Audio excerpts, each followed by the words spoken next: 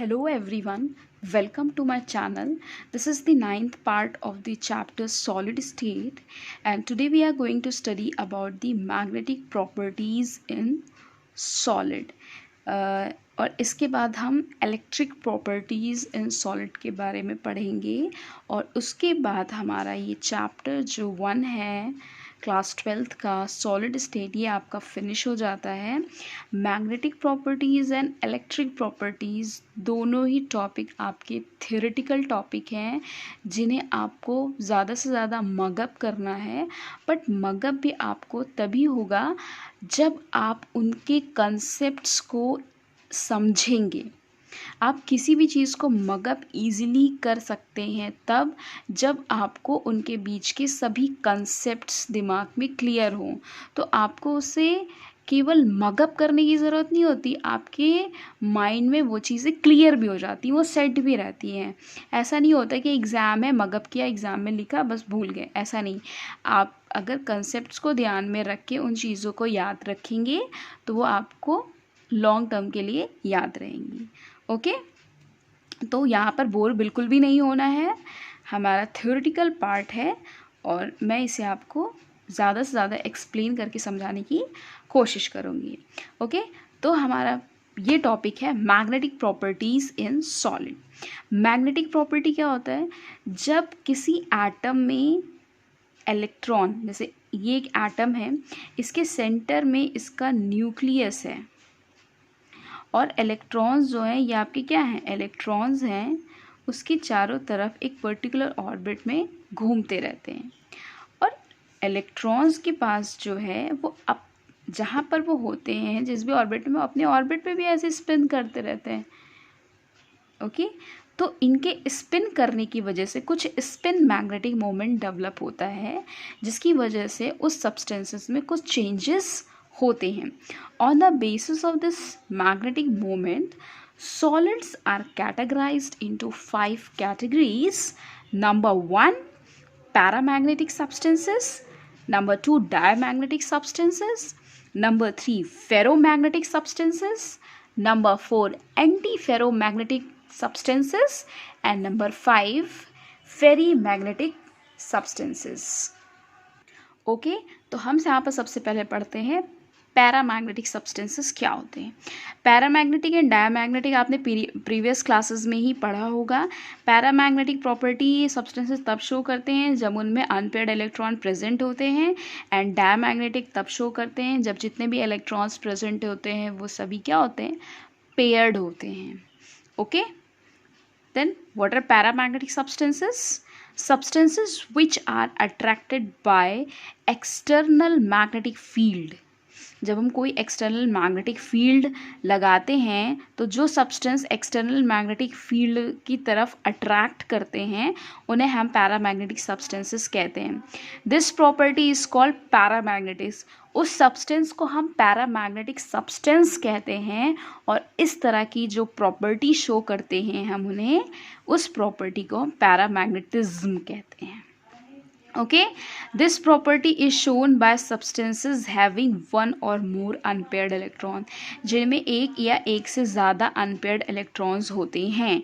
जैसे O2 है, copper 2+ है, Fe3+ है, Cr3+ है। जब आप इनके इलेक्ट्रॉनिक कॉन्फ़िगरेशन लिखेंगे तब आपको पता चलेगा कि इसमें अनपेयर्ड इलेक्ट्रॉन्स प्रेजेंट होते हैं। सपोज कर लीजिए ऑक्सीजन 2 है, एक ऑक्सीजन में ऑक्सीजन एटम में 8 इलेक्ट्रॉन्स होते हैं, तो ऑक्सीजन मॉलिक्यूल में 16 इलेक्ट्रॉन्स होंगे। जब आप 16 इलेक्ट्रॉन्स को मॉलिक्यूलर ऑर्बिटल में फिल करेंगे तो एक लास्ट वाला जो मॉलिक्यूलर ऑर्बिटल बचेगा उसमें सिर्फ और सिर्फ एक ही इलेक्ट्रॉन रहेगा, वो इलेक्ट्रॉन सिंगल रहेगा, वो पेयर्ड नहीं होगा, and that electron is responsible for the magnetic property.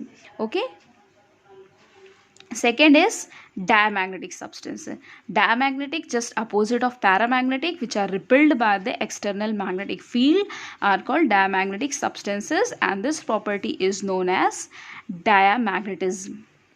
This property is shown by the substance having no unpaired electron, जिनमें कोई भी unpaired electron नहीं है, means जितने भी electrons हैं वो सभी paired होते हैं। तो ऐसे सब्सटेंसेस को हम डायमैग्नेटिक सब्सटेंस कहते हैं। ओके, नेक्स्ट है आपका ferromagnetism, the substances which show permanent magnetism. Okay, even in absence of magnetic field are called ferromagnetic substances। आप ये भी कह सकते हो कि फेरोमैग्नेटिक सब्सटेंसेस जो होते हैं वो आपके प्योर मैग्नेटिक प्रॉपर्टी शो करते हैं, क्योंकि ये मैग्नेटिक प्रॉपर्टी शो करते हैं even in absence of magnetic field. हम magnetic field, external magnetic field को हटा भी देंगे तभी ये अपनी मैग्नेटिक प्रॉपर्टी शो करते रहेंगे।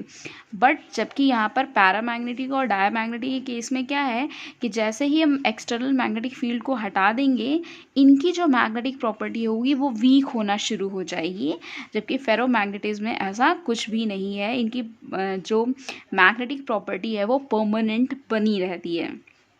Okay, these substance are very strongly attracted by the magnetic field.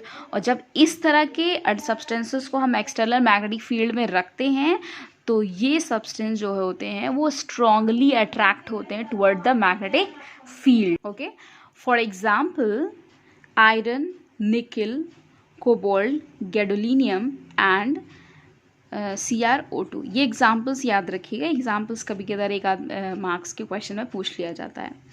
These metal ions of these substances are grouped together। अब यहाँ पर एक्सप्लेन कर रहे हैं आपको कि ये जो परमानेंट मैग्नेटिक प्रॉपर्टी शो करते हैं वो होती कैसे, क्या एक्सप्लेनेशन है उसके बारे में। The metal ion of these substance are group together into a small region. जितने भी इस तरह के सब्सटेंस में जो मेटल आयंस पाए जाते हैं, they are group together in a small region called domain. वो सभी आपस में ग्रुप्ड हो जाते हैं और उस ग्रुप को हम बोलते हैं domain. And each domain act as a tiny magnet. और हर एक डोमेन जो है वो एक टाइनी मैग्नेट की तरह बिहेव करता है। And in unmagnetic ferromagnetic substances, domains are randomly oriented. When these substances are placed in a magnetic field, all the domains are oriented in the direction of applied field. Okay, जब ये अनमैग्नेटाइज्ड रहेंगे ferromagnetic substances, तो जो इनके अंदर जो domains हैं, unmagnetised ferromagnetic substances means अगर जब इनके अंदर मैग्नेटिक प्रॉपर्टी तो होगी, बट जब इन सब्सटेंसेस को हम मैग्नेटिक फील्ड के अंदर रखेंगे तब ये इसके अंदर के जो डोमेन्स हैं, यानी जो ग्रुप्ड ऑफ मेटल आयंस हैं, वो आपके रैंडमली ओरिएंटेड होंगे। बट जैसे ही हम मैग्नेटिक फील्ड अप्लाई करेंगे, इनके जो डोमेन्स होंगे they are oriented in the direction of the applied magnetic field. As a result the substance has very high magnetic field, क्योंकि सारे के सारे डोमेन जो हैं वो आपके अप्लाइड मैग्नेटिक फील्ड के डायरेक्शन में हो जाएंगे, अलाइन हो जाएंगे। तो ये ज़्यादा से ज़्यादा हाई मैग्नेटिक प्रॉपर्टी शो करेंगे। This ordering of domains persist even when, और ये जो ऑर्डर है आपका डोमेन का, यहाँ पर आप देख सकते हो फेरोमैग्नेटिक में यहाँ सारे के सारे डोमेन्स जो है वो अपवर्ड डायरेक्शन में है in the field of applied magnetic field. तो ये डोमेन इस तरह के बने रहेंगे इवन व्हेन जो हमने एक्सटर्नल मैग्नेटिक फील्ड लगाई है, अगर हम उसे हटा देंगे तभी ये इसी डायरेक्शन में बने होंगे।